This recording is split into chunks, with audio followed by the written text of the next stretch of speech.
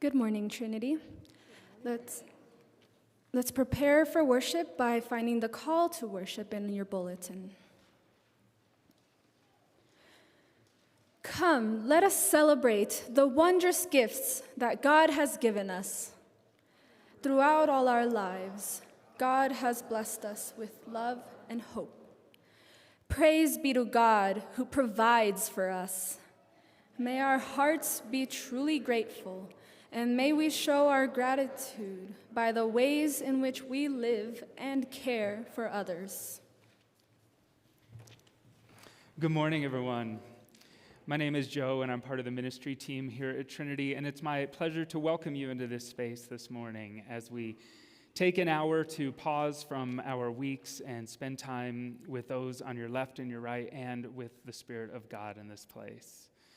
I want to quickly just draw your attention to a couple cards that are inside the pew pocket in front of you. One is this connection card that we would love for you to fill out to let us know you were here. On the back of it is also a prayer card. If you have anything that you would like us to join you in prayer, please put that on there. If you would like to contact any of us here at Trinity, this is a great way to do it. Additionally, if you were here last week, you know that last week was what we call Commitment Sunday, where we all make our financial commitments to supporting the ministries of Trinity in the next calendar year. And there is a 2023 Pathways to Generosity estimate of giving card in that pew pocket as well. And as you are led, if you would like to fill that out to make your commitment, you can place that at any time in the basket here. And as we also welcome our online community this morning, I want to draw your attention to one other thing, which I think is the most important part of your bulletin today, and it is the Trinity Statement of Inclusion, which is listed on the inside flap. On this day, which is actually the Transgender Day of Remembrance, a day where we remember those transgender persons who have lost their lives to violence, we all woke up to horrific news again this morning about the shooting at Club Q in Colorado Springs. And this statement of inclusion that Trinity adopted a few years back is something that we don't live perfectly, but we aspire to it. We aspire to be a kind of community that is inclusive with no conditions and no boundaries. And I want to read the middle paragraph of this statement of inclusion as we all recommit in our hearts, not to some words on a page, but to siblings who are targeted by violence and who lost their lives in the Springs. Our inclusion knows no boundaries or conditions. Our intentional hospitality welcomes and values all of God's people. We see the image of God in every human face. We welcome people of every race, ethnicity, country of origin, gender identity, marital status, and sexual orientation, faith, culture, and language. We include people of all ages, level of education, and physical and mental ability, socioeconomic class, political affiliation, and life experience, shape, size, and appearance. Those words are a call that we have all been a part of. And as we reflect throughout the service, I encourage you to consider what that call means on your life. And now I invite you to stand and say hello to someone next to you or maybe across the room and offer them the peace of Christ on this beautiful Sunday.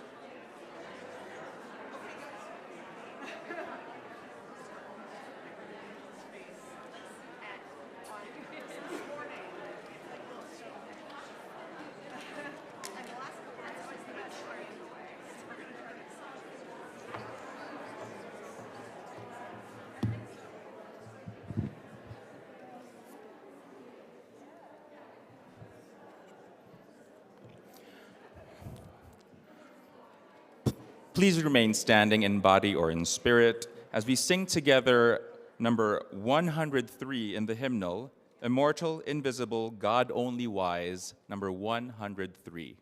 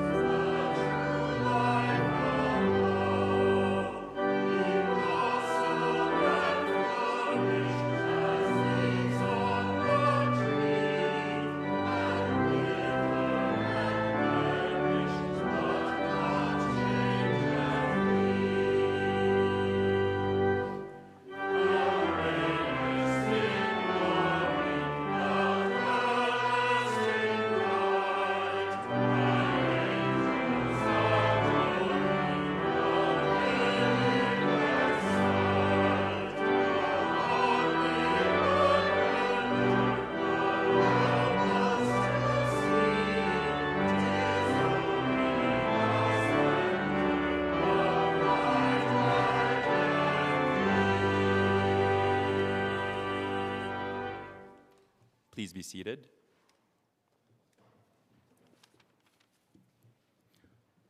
Good morning. My name is Jerome Cibolo. I'm the Director of Music and Arts Ministry here at Trinity. Let us gather ourselves in prayer. God, in this week of Thanksgiving, we come together in gratitude for the blessings that we receive by being in this congregation. Thank you for creating a safe space for us to practice our faith, both internally and externally. Thank you for creating a safe space for us to make and experience the arts. Thank you for creating a safe space for us to raise our families as well-rounded and kind human beings. Thank you for creating a safe space for us to grow a community of people who are generous of themselves to each other. Thank you for creating a safe space for us to give back to the world around us. Help us to be safe for people who need us. Help us to be safe for our unhoused neighbors. Help us to be safe for those who have problems with their mental health. Help us to be safe for those who are lonely, especially during this holiday season. Help us to be safe for marginalized communities, especially in light of last night's and other targeted mass shootings. Help us to be safe for people who are grieving. We acknowledge that as much as we have received, we have been blessed with so much that we can give to others. Help us be the kind of people that you intend us to be. And now we turn to the prayer that Jesus taught us. Our Father, who art in heaven, Hallowed be thy name. Thy kingdom come, thy will be done on earth as it is in heaven. Give us this day our daily bread, and forgive us our trespasses, as we forgive those who trespass against us. And lead us not into temptation, but deliver us from evil. For thine is the kingdom, and the power, and the glory forever. Amen.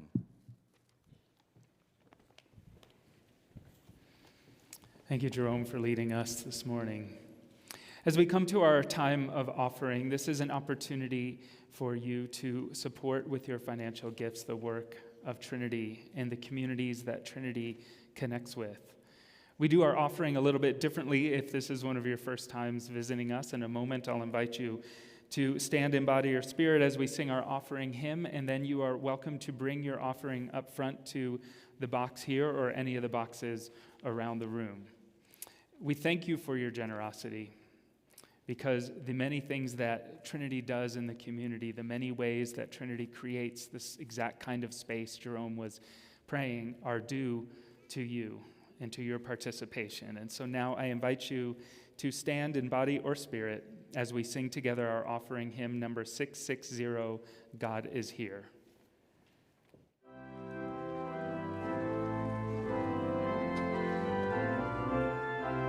We'll be singing verses 1, 3, and 4.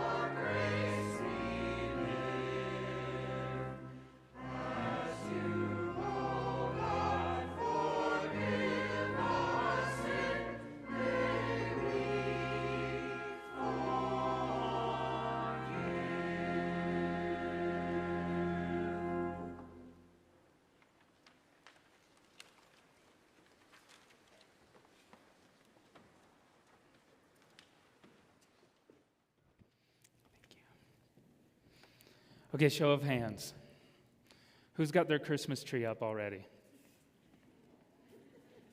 Not me. I'm actually not in that team. I just need to make that clear. Who's vehemently opposed to the people who are raising their hands about having their Christmas tree up? Okay, well, I have bad news for the second crowd, which I'm part of. We can't stop it. The holiday season is here. It's Thanksgiving in just 4 days. In fact, earlier this week, we were in a worship planning meeting, and Jerome and Shayla and I were just going through our calendars, just planning music that you would hear on any given Sunday, and all of a sudden, Jerome sat up and he said, "Thanksgiving is next week." Now, I didn't have the heart to tell him that means Advent is the week after that. But I think in your soul, you knew, didn't you? Yeah. It's all coming. It's all coming very quickly. And I'm not thinking, though, about Advent right now because I, too, know what's coming. We've done this enough. Those of us, choir, been in church, we know what's coming. But I'm holding on to celebrate Thanksgiving because actually I really love Thanksgiving. And part of it is because it's the last moment, the last deep breath before things just get really crazy when you work at a church. But more importantly for me, Thanksgiving was always my mom's favorite holiday.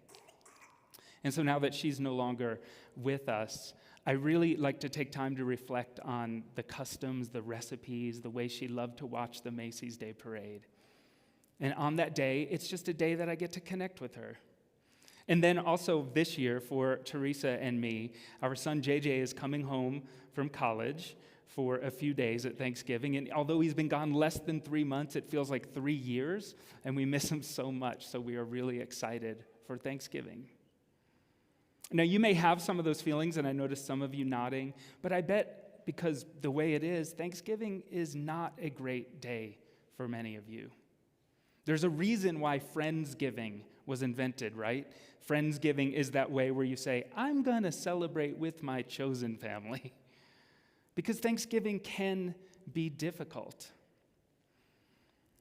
When you put together a bunch of people who are really only connected by some strands of DNA, and right after an election, and you throw in a lot of food, you throw in a lot of drinking, and you throw in a lot of football, and then you lock them up, it's like Survivor. And it's a wonder that any of us make it out alive of some of our Thanksgiving meals, right? There are many reasons. Another friend of mine told me earlier this week about her last year Thanksgiving, which shall, she said, forever be known as the Cranberry Martini Thanksgiving. Sounds pretty good, doesn't it? But actually, this was because it was her first Thanksgiving without her mother. And she said all she could muster was a turkey sandwich, a bag of potato chips, and a cranberry martini. And that was her celebration. So this holiday that's coming up here in 4 days, whether we like it or not, it can be tough. And in fact, I read an article earlier this week. I can't remember, it was like 25 reasons why Thanksgiving is the worst. And specifically, it said the worst, not kind of bad, it was the worst. And so let me read you some of these and see if we agree. First one I think we would all agree is that the history is really messed up. I mean, we know that the elementary school Thanksgiving pageant version is not true history. And there's problems in that we have yet to reckon with as a nation. The second one, chicken is way better than turkey, they say. And the proof they offered is that if turkey was so good, why do we only eat it one day a year? Now, I don't know if I got with that one, but fair point. Then this one is bound to be controversial in this healthy state of ours. Someone is bound to drag you to a turkey trot. Seriously, who's going on a turkey trot? I know Carl. Carl immediately was laughing because you're probably running 3 of them. I get it. Okay, fine. That one's controversial here. I don't think running and eating a bunch of food is my idea of fun, but I get it.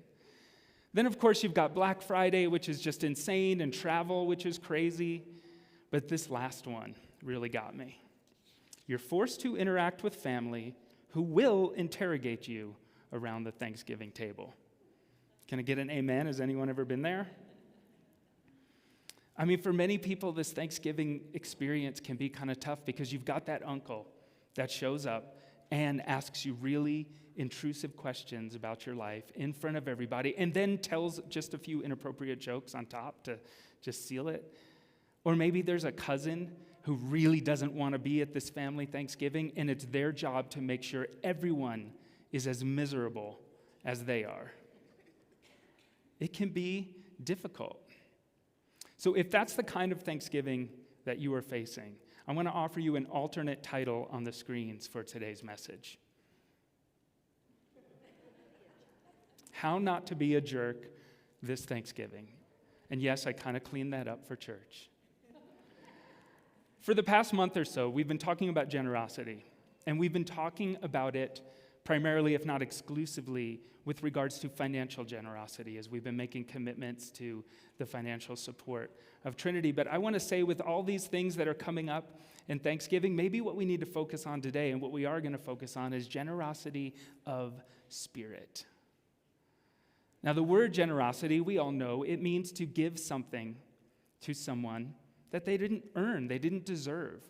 It's not about restitution, it's not about repayment of a debt, it's offering something unmerited. And if to do that financially means to give of your financial resources to someone who is maybe in need but did not earn it, then maybe generosity of spirit means that with our words and with our actions and with our emotions, we offer to people our openness, our kindness, our very hearts, and our willingness to hear them and be with them, even when they don't deserve it and when we don't expect to get anything in return. Now, as far as I can tell in my reading of Scripture, Jesus did not have Thanksgiving. I don't think the math works out on that, but Jesus did offer generosity of spirit in almost all of his encounters, specifically the ones that had to do with meals. So I want to read to you an example from the Gospel of Mark, chapter 2, verses 13 through 17. Jesus went out beside the lake again. The whole crowd came to him, and he began to teach them. As he continued along, he saw Levi, Alphaeus' son, sitting at a kiosk for collecting taxes. Jesus said to him, "Follow me." Levi got up and followed him. Jesus sat down to eat at Levi's house. Many tax collectors and sinners were eating with Jesus and his disciples. Indeed, many of them had become his followers. When some of the legal experts from among the Pharisees saw that he was eating with sinners and tax collectors, they asked his disciples, "Why is he eating with sinners and tax collectors?" When Jesus heard this, he said to them, "Healthy people don't need a doctor, but sick people do. I didn't come to call the righteous people, but sinners." Now, when we read passages like this and we come across these phrases, tax collectors and sinners, I feel like, at least for me, they sort of run together into this sort of amorphous category of bad people in the Bible, right? You've got tax collectors, then there's adulterers, then there's fornicators and heathens, right? It's just bad people, right, Sean? Yep, bad people. But tax collectors, there's something specific here, right? Now, all deference to any tax collectors who may be in the room or the IRS who may be listening, because they're always listening. But no one likes to give money to the government, right? You just wait. But tax collectors in Jesus' time, they were often of the Jewish community, but they were working for the oppressive Roman government. So they were viewed by many in their community as traitors. And then on top of it, again, nothing like our tax collectors today who are all completely honest and the IRS is perfect. Tax collectors back in that day, they were cheaters. They would always collect more money than was required so that they could skim off the top and live very lavish lives. So that's the Thanksgiving dinner that we're talking about here. Because contrast that with Jesus, who is a liberator, who argued and spoke out and acted out against the kind of oppression that the tax collectors were collecting for the Roman government. Now, imagine the two most different ideologically politicians And we just had an election, so it ain't hard. And imagine them at that dinner. That's what we're talking about here. Or you and your uncle, or me and my cousin. And so it's a fair question that the Pharisees would ask. Why is Jesus eating with sinners and tax collectors? And the answer, I believe, is generosity of spirit. Because all throughout Jesus' life and ministry, he refused to see ideology over individuality. And all throughout Jesus' ministry, he refused to label someone by just one aspect of who they were, in this case, a job, and instead opted to see the entire person. This idea of being generous in this way, of being generous in spirit, is part of the divine economy.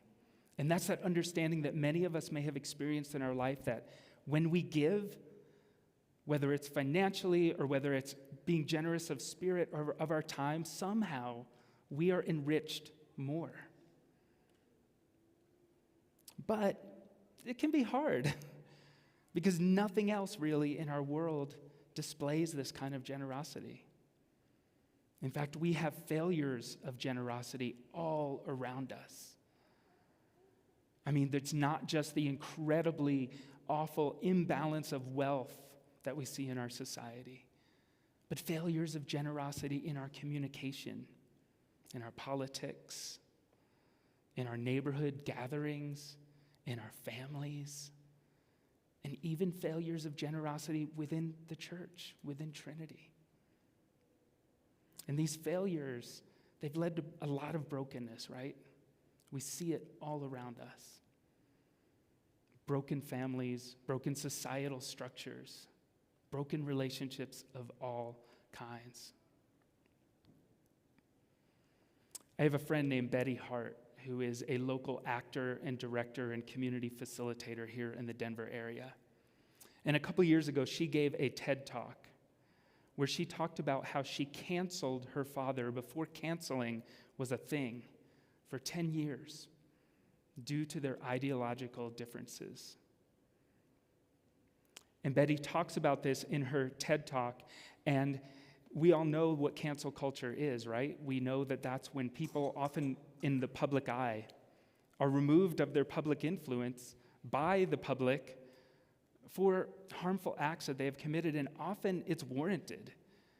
But when we cancel people who are close to us, especially a family member, it's a lot more complicated, isn't it? And so Betty, as she talks about in her TED Talk, she reminds us that when we do that, when we cancel someone close to us, we lose proximity. And we're no longer influenced by that person, but we're also no longer able to have an influence on that person. And so instead, in her talk, Betty advocates for compassion and curiosity culture over cancel culture. Take a look at what she has to say. I imagine that curiosity might be a part of that. That if we choose to be curious about that which is different, we might discover something along the way. After all, if we are who we are because of our lived experiences, isn't that true for someone else? And have we ever decided to use that tool of empathy, of walking a mile or so in someone else's shoes, to really discover the context for why they believe what they believe? After 10 years of not talking to my dad, I picked up the phone one day, called him and said, I bet if it were up to you, you'd probably go back in time and change some things. I know I would. But since we can't, how about we start again? And he said, yes, because I love you. I always have, and I always will. I am so grateful that I made that call, because there was no way for me to know that a few years later, my dad would develop Alzheimer's. And a few years after that, he would die. And we never saw eye to eye about the thing that divided us, ever. But our love continued. It continued through those 10 years when we didn't speak, and it continued in the 6 years after. So I am encouraging us to become a society of people that choose compassion over canceling. Who came to your mind as you were watching that? Maybe it was a parent or a child. I know for me that Betty's story is very similar to my story with my own mother. But maybe it was someone else. Maybe it was someone at work. Maybe it was someone here. Maybe it was someone in your neighborhood that you have canceled intentionally, maybe unintentionally. And I wonder what it would look like if this season that we're barreling headfirst into, we were able to offer just a little bit of generosity of spirit to that person. I mean, and if you want to know how, just use Betty's words. They're brilliant. I bet if it were up to you, you'd probably go back in time and change some things. I know I would. But since we can't, how about we start again? Choose curiosity, choose empathy, choose generosity in this season. If Betty hadn't chosen that generosity with her father, as she said, she would have missed out on what were the last years of his life. If Jesus hadn't chosen generosity with these tax collectors, he would have missed out on people who became his most devoted disciples because he saw that they were more than that. And if we don't choose generosity of spirit in our relationships, what is it that we lose? As I invite Desiree and Shayla to come offer us a song, I want to offer this disclaimer that sometimes in relationships, we need to cancel. If you have someone in your life who has shown repeatedly, time and time again, that they are okay with harming you, if you have someone in your life who has shown time and time again that they do not see you and do not value you, choose protection of your own spirit every time. But if you are able to offer generosity of spirit in a healthy way to someone, we can do what Bishop Michael Curry said in this text that I got this morning, not from him, we're not friends, but someone sent it to me. He said, Jesus began a movement fueled by his Spirit, a movement whose purpose was and is to change the face of the earth from the nightmare it often is into the dream that God intends.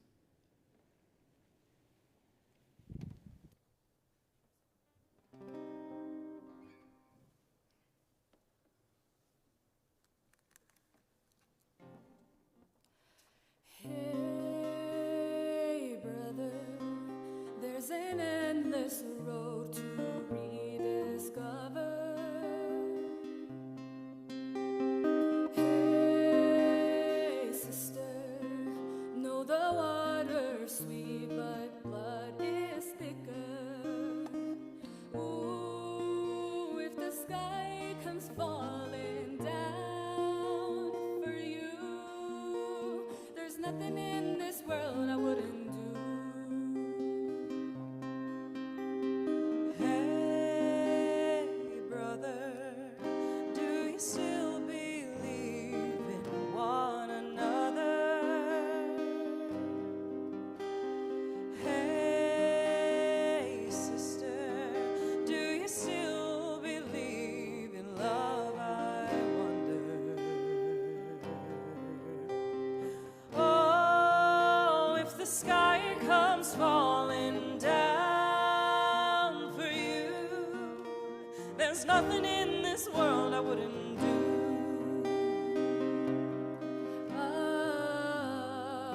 What if I'm far from home? Oh, brother, I will hear your call. What if I lose it all? Oh, sister, I will help you out. Oh, if the sky comes falling down for you, there's nothing in this world I wouldn't do.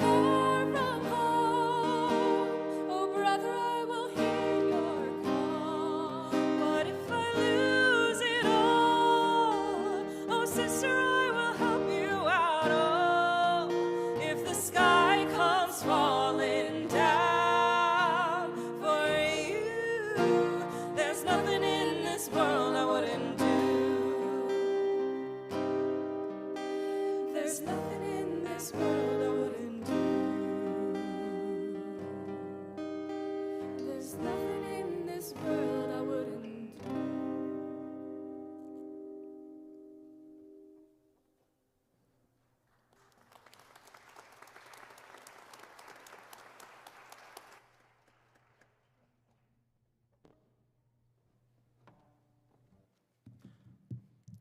And now I invite you to stand in body or in spirit as we sing together our closing hymn, number 77, How Great Thou Art. We will be singing verses 1, 2, and 4 of number 77.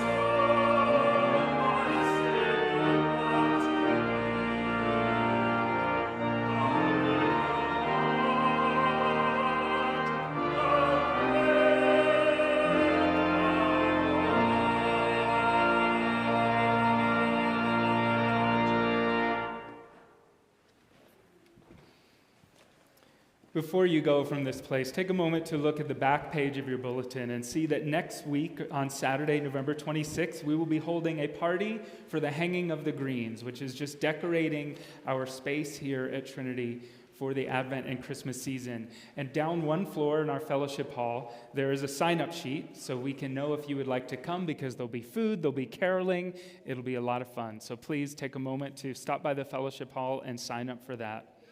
And now, whatever you're doing this week, I pray that you are able to move beyond cancel culture to compassion culture. And if you are just looking forward to a beautiful Thanksgiving and you don't have to worry about that, well, God bless you. And also just offer some compassion to someone who needs it today through the generosity of your spirit. And now go in the grace and love of God. Thanks for being with us today.